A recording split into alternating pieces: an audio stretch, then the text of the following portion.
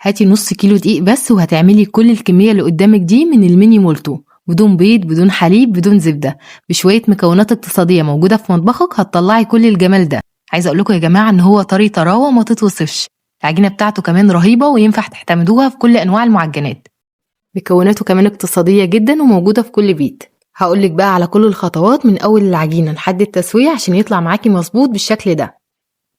شايفين بقى شكله عامل ازاي؟ الشوكولاتة سايحة جواه جدا وطعمه في منتهى الجمال. مش هطول عليكم كتير، بس قبل ما نبدأ ما تنسوش بقى لايك كتير للفيديو ده، ويلا بينا نشوف الطريقة والمكونات على طول. أول حاجة هنبدأ نحضر العجينة. هنحتاج لكوباية من المية الدافية، المية كمان تكون دافية حاجة بسيطة عشان لو سخنة زيادة هتموت الخميرة ومش هتخليها تتفاعل. تقدروا كمان تستبدلوا المية بلبن. هزود على المية ربع كوباية سكر، وهزود كمان 3 معالق كبيرة من اللبن البودرة. اللبن البودرة اختياري وتقدروا تستغنوا عنه خالص، وزي ما قلت طبعا تقدروا تستبدلوا اللبن البودرة والمية بحليب عادي. ومعلقة كبيرة من الخميرة الفورية وزنها 10 جرام، وربع كوباية زيت نباتي. وهضيف كمان علبة زبادي أو معلقتين كبار من الزبادي. أنا استخدمت علبة زبادي اللي هي أصغر حاجة وزنها تقريبا 75 جرام. وهضيف كمان ظرف فانيليا عشان يخلي العجينة ريحتها حلوة. تقدروا بقى تستغنوا عن الفانيليا لو هتحشوا الكرواسون جبنة. دلوقتي بقى هنبدأ نقلب المكونات مع بعض كويس جدا لحد ما نتأكد ان السكر والخميرة دابوا كويس مع المية. نقلب بقى كويس جدا لحد ما المكونات كلها تبقى خليط واحد بالشكل ده. هشيل بقى المضرب اليدوي وهبدأ أضيف الدقيق. هنحتاج لنص كيلو دقيق، الكمية طبعا ممكن تزيد أو تقل حسب احتياج العجينة. هضيف كمان رشة ملح صغيرة كده أو نص معلقة صغيرة ممسوحة من الملح، وهبدأ ان انا اعجن كويس جدا بإيدي بالشكل ده. عندكم عجان طبعا تقدروا تستخدموا العجان، مفيش عجان يبقى نعجن بإيدينا كويس جدا حوالي 7 دقايق أو 10 دقايق عجن متواصل لحد ما نوصل لعجن القوام بتاعها يكون طري والعجينة تكون لينة كده ومش بتلزق في الإيد. وانا بعجن كده العجينة احتاجت معايا حوالي ربع كوباية دقيق، فزودت كمان ربع كوباية وعجنتها كويس جدا حوالي 10 دقايق لحد ما وصلت للقوام ده. شايفين قوام العجينة عامل ازاي؟ العجينة طرية جدا وناعمة وفي نفس الوقت مش بتلزق. وده كده يا جماعة قوام العجينة المظبوط، زي ما قلنا العجينة تكون طرية وناعمة كده ومش بتلزق في الإيد. دلوقتي بنلم العجينة ونحط في الطبق بتاعنا كده مسحة زيت بسيطة، نغطي العجينة كويس جدا بالزيت كده بالشكل ده، وبعدين هغطيها كويس جدا بفوطة أو بلاستيك راب وهسيبها لحد ما تخمر وحجمها يتضاعف. هنسيبها تقريبا ساعة أو ساعة ونص حسب حرارة الجو عندك. أنا سبتها تقريبا ساعة وحجمها كان اتضاعف بالشكل ده. دلوقتي هنبدأ نشكل العجينة على طول. عايزة اوريكم بس قوام العجينة بعد الاختمار بيبقى عامل ازاي. العجينة طبعا بتبقى طرية اكتر ولينة اكتر وبتتملي فقاعات بالشكل ده، وده دليل على نجاح العجينة.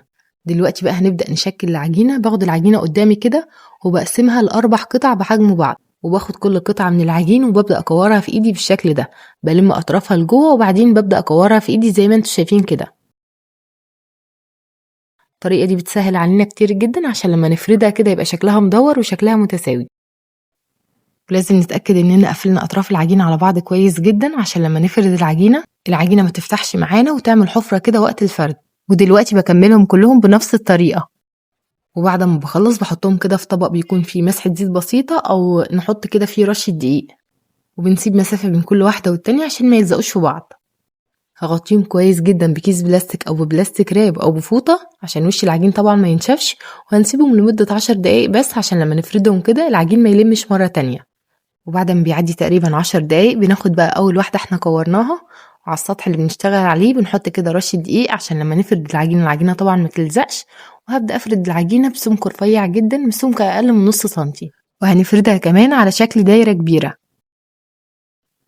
دلوقتي بقى هنبدأ نقطع العجينة ونقسمها لمثلثات متساوية. هناخد بقى اي سكينة او اي قطعة بيتزا متوفرة عندنا، وهنبدأ نقسم العجينة الاول ل4 اجزاء بحجم بعض. بعد كده بقسم العجينة لمثلثات متساوية بالشكل ده. قطعة العجين الواحدة بقسمها ل16 قطعة. تقدروا بقى تتحكموا في الحجم اكبر من كده واصغر من كده براحتكم خالص. بعد كده باجي على طرف العجين وبطرف السكينة كده بعمل فتحة من الاخر.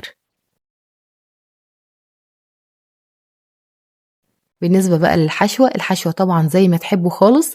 انا هحشيها النهاردة جزء هحشيه بالشوكولاتة وجزء تاني هحشيه بالنوتيلا وجزء في الاخر هسيبه سادة.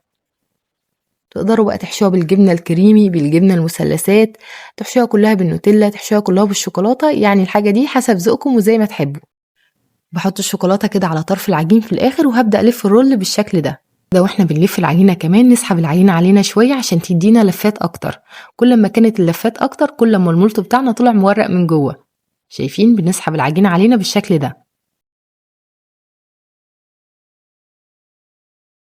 الطريقة بتاعته سهلة جدا، ما بتاخدش أي وقت ولا أي مجهود خالص. حاولي كمان ما تكتريش كمية الحشوة جوه العجينة عشان ما تطلعش معاكي وقت التسوية.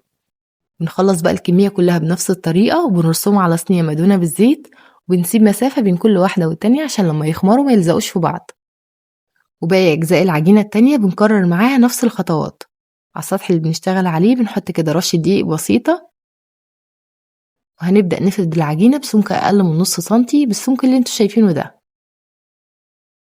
نخلي بالنا يا جماعة كمان واحنا بنفرد العجينة لازم وش العجينة الناعم يكون لتحت عشان العجينة تطلع معانا ناعمة كده ويكون شكلها حلو. ناخد السكينة أو أي قطعة متوفرة عندنا وهنبدأ نقسم العجينة لمثلثات متساوية. لو حابين كمان المولتو يكون حجمه أكبر من اللي شفتوه معايا في أول الفيديو هتقسموا العجينة لحجم أكبر من ده. في الآخر خالص بنعمل فتحة كده على طرف العجينة بالسكينة، ونحط بقى الحشو على طرف العجين. أنا هحشيها بديل النوتيلا، تقدروا بقى تحشوها بالمربى، بالجبنة الكريمي، بالجبنة المثلثات، الحشوة زي ما تحبوا. بحط بديل النوتيلا على طرف العجين. نحاول كمان ما نكترش الكمية عشان ما تخرجش معانا أثناء التسوية. حط كده حوالي نص معلقة صغيرة على كل واحدة، وهبدأ ألف رول، أقفل أطراف العجين كويس جدا وبلف رول بالشكل ده. طريقة سهلة وبسيطة وهتعملوها في دقايق. تقدروا كمان تعملوها سادة زي ما هي كده وتحشوها بالنوتيلا في الآخر بعد التسوية. دلوقتي بكمل الكمية كلها بنفس الطريقة، وزي ما قلت كده برصهم على صينية أو على ساجة فرن، بدهنها مسحة بسيطة من الزيت وبرص عليها الكرواسون بالشكل ده. أهم حاجة نسيب مسافة بين كل واحدة والتانية لأن طبعا لسه هيخمروا وحجمهم هيتضاعف. بعد ما بنخلص هنغطيهم بقى كويس جدا بفوطة ونسيبهم لمدة تلت ساعة أو لمدة نص ساعة لحد ما حجمهم يتضاعف بالشكل ده. لو حابين بقى تدهنوا وشه كده بصفار بيض بشوية حليب بشوية مية زي ما تحبوا. أنا مش هدهن وشه بأي حاجة خالص، هاخده عشان أسويه على طول. نركز بقى في خطوة التسوية عشان دي أهم خطوة عشان المولتو بتاعنا يطلع طري كده وهش. هندخل المولتو فرن سابق التسخين على درجة حرارة 200. شغل الفرن عشان يسخن قبلها بحوالي 10 دقايق كده. هنحطه في الرف الوسطاني والفرن يكون شغال من تحت بس. درجة حرارة 200 يا جماعة، يعني درجة حرارة عالية. الناس كمان اللي ما عندهاش تايمر في الفرن بتاعها بنعلي الفرن على أعلى درجة حرارة. هياخد معانا في الفرن حوالي 7 دقايق وبنلاقيه استوى. لو ما أخدش لون ذهبي من فوق في الآخر بنولع عليه الشواية عشان ياخد اللون الحلو ده. وأول ما نخرجه من الفرن كده وهو لسه سخن بنجهز بقى بخاخ مية نضيف ونديله رشة مية ونغطيه بفوطة ونسيبه متغطي لمدة 5 دقايق. بيطلع معانا يا جماعة طري طراوة ما تتوصفش. الشوكولاتة كمان بتطلع معانا سايحة بالشكل ده. عايزة اقول لكم ان الريحة والطعم والشكل يا جماعة رهيب. هتجربوه بالطريقة دي وانا متأكدة ان هو هيعجبكم جدا جدا. حابين بقى تضاعفوا الكمية بتضاعفوا كل المكونات. عايزة اقول لكم كمان ان نص كيلو دقيق بيعمل كل الكمية دي. عملنا 64 قطعة بنص كيلو دقيق.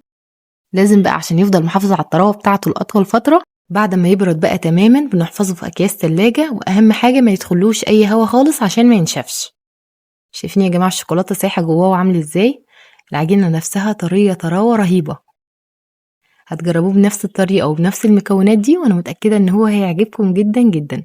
بالنسبة لحجم الكوباية اللي انا بستخدمها بستخدم كوباية معيارية بحجم 250 مللي.